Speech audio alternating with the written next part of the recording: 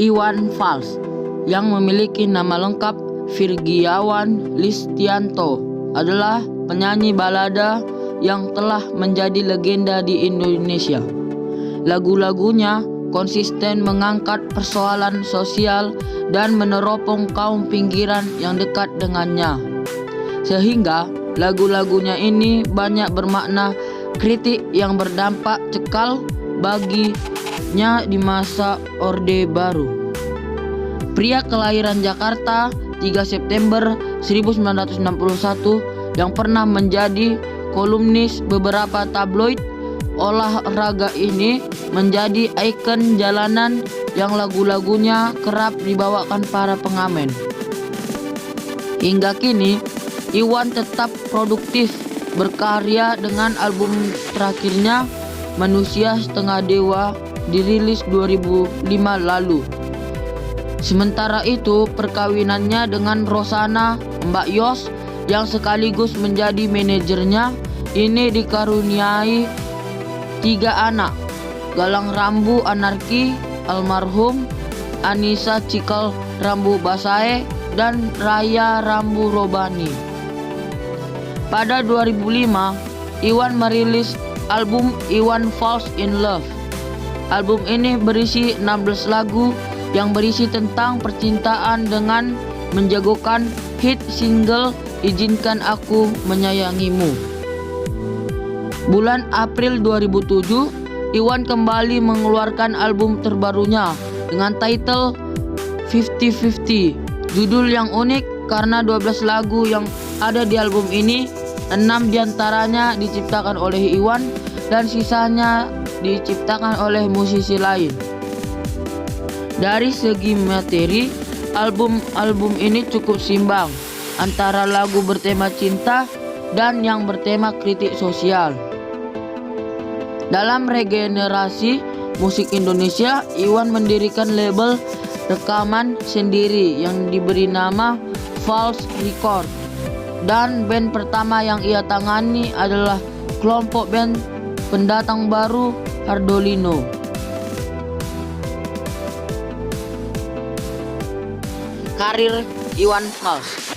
Perjalanan karir musik Iwan Fals dimulai ketika duduk di bangku SMP di Bandung. Iwan Fals memainkan gitar yang dimilikinya sejak kecil. Iwan Fals lebih memilih memainkan lagu sendiri dengan memegang prinsip hidup mengalir dan memandang hidup dengan sederhana, maka tercipta lagu-lagu yang liriknya lucu, humor, bercanda, dan membuat orang bahagia. Iwan Fals mengamen kalau ada hajatan, kawinan, atau sunatan. Yang menemani Iwan Fals mengamen adalah Engkus, seorang tukang bengkel sepeda motor. Dari bengkel Engkus tahu jika ada yang punya hajatan. Awal mulai rekaman Iwan Fals ketika dia dicari seorang bernama Bambang Bule dari Jakarta. Dia menawari Iwan Fals rekaman karena mendengar suara penyanyi berumur 59 tahun ini dari radio 8 EH milik ITB. Mahasiswa ITB sering mengajak Iwan Fals pada acara kampus. Saat itu Iwan Fals masih sekolah di SMAK BPK Bandung. Iwan Fals bersama Toto Gunarto, Helmi, dan Bambang Bule yang tergabung dalam Amburadul memutuskan rekaman di Istana Musik Records Jakarta. Namun kasetnya tidak laku dan Iwan Fals mengamen lagi dan kadang-kadang ikut festival. Setelah meraih juara di festival musik country, Iwan Fals mengaku festival lagu humor yang diselenggarakan Lembaga Humor Indonesia oleh Arwah Setiawan almarhum, lagu-lagu humor Iwan Fals lalu direkam.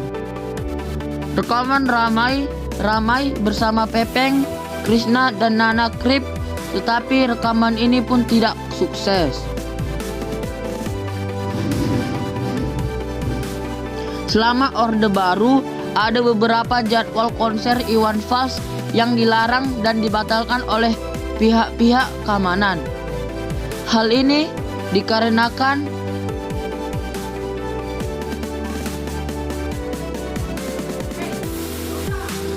lirik-lirik lagunya yang kritis, demonstratif, dan membangkitkan perlawanan masif. Oke, segitulah dari saya Ryan Obama Sipayung tentang biografi kehidupan Iwan Fals.